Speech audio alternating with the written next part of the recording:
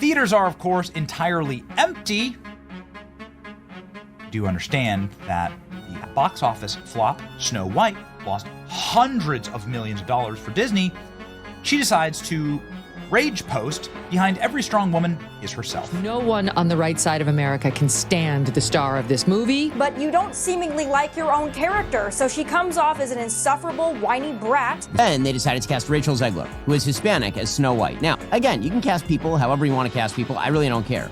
I truly do believe that. There's something wrong with her. She's disturbed, she's unhappy, and she thinks it's about feminism and the patriarchy and about abortion. But the reality is she's just not stable, like the majority of people in Hollywood. They're just not stable human beings. I would highly advise that you boycott this film, no matter how much your children love Snow White.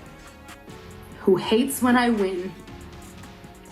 The winged victory came to the Louvre in pieces, and people still line up to see her. And I can only hope. What does that mean? That despite my flaws, and despite my cracks and my breaks, and there are many of them, that at every premiere and everything I do, people will wait in line. Snow White, there's been an enormous amount of controversy surrounding Snow White, obviously. Disney's Snow White was supposed to be a billion-dollar blockbuster, but instead, it became one of the biggest flops in Hollywood history. And at the center of the controversy? Rachel Zegler.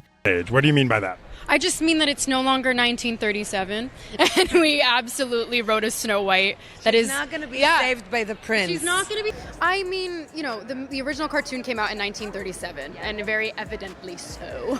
Whose viral meltdown only made things worse. From tone-deaf interviews to brutal internet backlash, this is the full story of how Snow White went from Disney magic to an absolute disaster. Rachel Zegler's viral meltdown, how Snow White became a box office disaster. Rachel Zegler never wanted to come across as ungrateful for the opportunities she had been given, but in a now viral video, she made it clear that she was struggling with the backlash surrounding her role in Disney's live-action Snow White remake. Filming from what appeared to be her bedroom, she addressed her critics with a mix of frustration and defiance. She insisted that, despite the overwhelming negativity directed at her, people still showed up to support her work. Her tone wavered between teary-eyed vulnerability and passive-aggressive indignation as she defended her performance and called out the toxic online discourse that had surrounded the film since its announcement. That Rachel Zegler has posted. Decided to film herself in a theater totally empty, giggling, tee-hee-heeing with total glee. Look at this. Look at this face. When the winged victory came to the Louvre, it was in pieces, and people still line up to see her, she said, seemingly comparing herself to the iconic sculpture. And I can only hope that despite my flaws, my cracks, and my breaks, and there are many of them, that at every premiere, at every event I do, people will wait in line to see.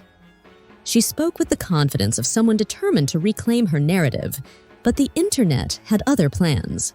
Within minutes, clips from her video circulated like wildfire. TikTokers stitched her statements with reaction videos ranging from disbelief to comedy skits mocking her perceived self-importance. On X, formerly Twitter, things escalated into full-blown chaos. Instead of the redemption arc she had hoped for, Rachel had unknowingly handed her critics a gold mine. The internet reacts, and not in the way she hoped. The backlash against Rachel Zegler wasn't just sudden. It had been brewing for months. Ever since the first details of Disney's Snow White remake emerged, controversy surrounded the project. Longtime Disney fans were puzzled by the radical changes to the beloved 1937 classic, which was the first full-length animated feature film in history. The studio's decision to rewrite the core themes of Snow White, stripping away its romance and turning it into a story about female leadership, had already sparked debate. But it was Rachel's own words that ignited full-scale internet outrage. In resurfaced interview clips, she laughed off the original Snow White as weird and creepy, mocking the love story that had enchanted audiences for generations. A guy literally stalks her. "Yeah, weird," she said, dismissing the prince's role in the original fairy tale. In another interview, she made it clear that her version of Snow White was not going to be saved by the prince, and that she wouldn't be dreaming about true love. Instead, she insisted the new Snow White would be a leader, completely rewriting the character's motivations. What was meant to be a modernized take on a Disney classic came across as dismissive and out of touch. Rather than celebrating a fresh perspective, audiences saw an actress publicly belittling a story that had meant so much to so many people. And it wasn't just trolls or fringe critics speaking out. Longtime Disney fans, families, and even neutral audiences took issue with what they saw as arrogance and disrespect. Memes flooded social media. Screenshots of Rachel's past statements circulated alongside box office predictions. Many people posted clips of the original film alongside her interviews, highlighting the stark contrast in tone and respect for the material. The internet never forgets, and Rachel's words had aged like milk. Box office disaster, a historic Disney failure. Then came the numbers. Cold, hard proof of the film's disastrous reception. Snow White had a reported budget of $250 million, an astronomical amount even by Disney's standards. When opening weekend numbers rolled in, the reality was undeniable. Snow White had flopped. With a domestic box office debut of only $43 million, the film was a catastrophic failure. For comparison, Disney's live-action The Little Mermaid, which had faced its own share of online debates, still managed to pull in a solid $95 million in its opening weekend. The difference was staggering. Box office analysts were stunned. Some called Snow White Disney's biggest miscalculation in years. Others bluntly labeled it an outright disaster. Major theater chains responded quickly, quietly pulling the film from their biggest screens and replacing it with higher-performing releases. Within days, Snow White was being relegated to smaller showtimes, and in some locations, it was dropped entirely within its second week. For Disney, a studio known for dominating the theatrical market, this was uncharted territory. Their live-action remakes had typically been safe bets. Audiences had flocked to see Beauty and the Beast, Aladdin, and The Lion King. But this time, something was different. Audiences weren't just staying home, they were actively rejecting Snow White. The internet never forgets. The Snow White backlash resurfaces. As soon as the box office numbers collapsed, people online wasted no time digging back through old interviews. Every controversial moment, every dismissive remark, every out-of-touch statement Rachel had made resurfaced like clockwork. One of the most infamous moments was her insistence that she should be paid for that every hour that Snow White was streamed online. If I'm going to stand there 18 hours a day in a dress as an iconic Disney princess, I deserve to be paid for every single hour that it's streamed. I say, if I'm going to stand there 18 hours in a dress of an iconic Disney princess, I deserve to be paid for every hour that it is streamed online. The statement, meant to address fair wages in Hollywood, instead came across as entitled, reinforcing the perception that she saw herself as above the film she was starring in. This wasn't just about Rachel anymore. It became a symbol of larger frustrations audiences had with Hollywood. People were tired of beloved classics being torn down in favor of reboots that disrespected the source material. Fans weren't just criticizing Snow White. They were rejecting a pattern of storytelling that felt increasingly disconnected from what made Disney movies magical in the first place. Even Gal Gadot distanced herself. Throughout the chaotic press tour for Snow White, one thing became increasingly clear.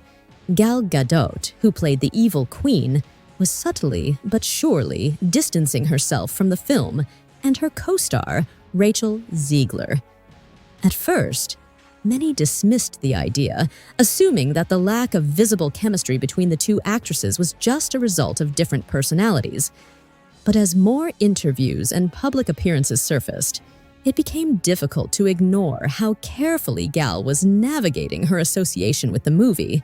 Unlike Rachel, who seemed eager to push a modern feminist narrative about Snow White, Gal largely avoided making divisive statements about the film's changes.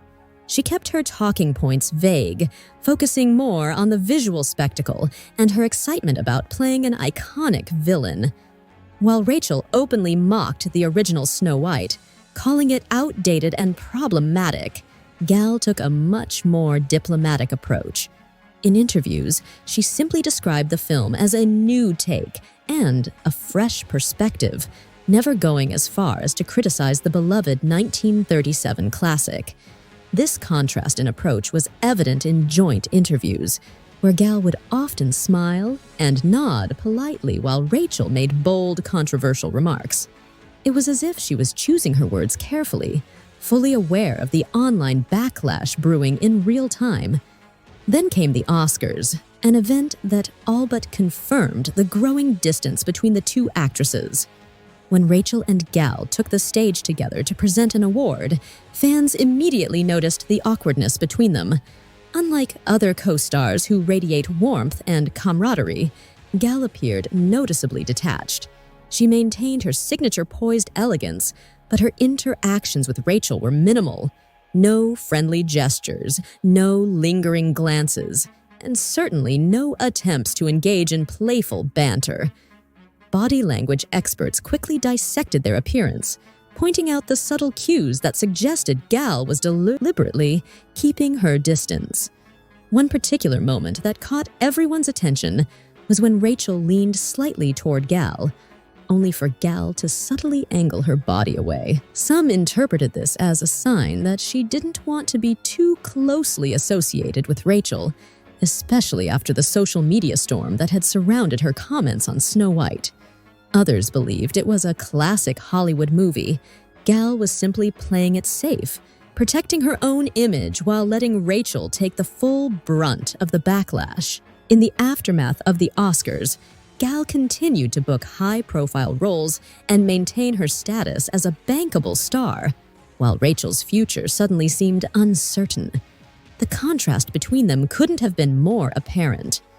While Gal had the experience and industry savvy to avoid unnecessary controversy, Rachel had walked straight into a PR nightmare. It was a telling moment, one that suggested even within the cast, there were those who saw the disaster unfolding and wisely chose to steer clear. The fallout. Hollywood moves on. The backlash against Snow White wasn't just an online spectacle. It had real consequences for Rachel's career. Insiders began reporting that her upcoming projects were now being reconsidered. Studio executives were reportedly hesitant to cast her in major roles, questioning whether she was still a bankable star. In Hollywood, perception is everything. And Rachel Zegler, once seen as the next big thing after West Side Story, was now being viewed as a cautionary tale.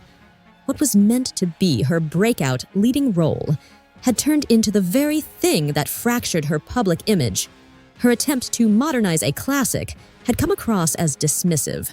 Her confidence now read as arrogance. Her effort to reclaim control of the narrative had backfired spectacularly. Some stars have managed to bounce back from worse, but only when they've had the humility to apologize or the charm to win audiences over again. So far, Rachel has done neither. Instead, she's doubled down, lashed out, and remained defiant. And with each move, the path to redemption grows narrower. Some are already calling it the Hollywood it girl, who was once supposed to lead Disney's next big franchise, may have just become one of the most spectacular flops in recent memory. Not because of one bad film, but because of the choices she made when the spotlight was at its brightest. Now, we gotta hear from you. Do you think Rachel Zegler can bounce back and rebuild her career? Or has she officially closed the door on her Disney future? Will Hollywood give her another shot? Or is this the beginning of a long industry freeze-out? Drop a comment below with your thoughts. And if you love diving deep into the biggest celebrity scandals, don't forget to smash that like button and hit subscribe so you never miss a juicy update, jaw-dropping gossip, and behind-the-scenes meltdowns coming your way. Until next time, stay tuned, because in Tinseltown, the drama never sleeps.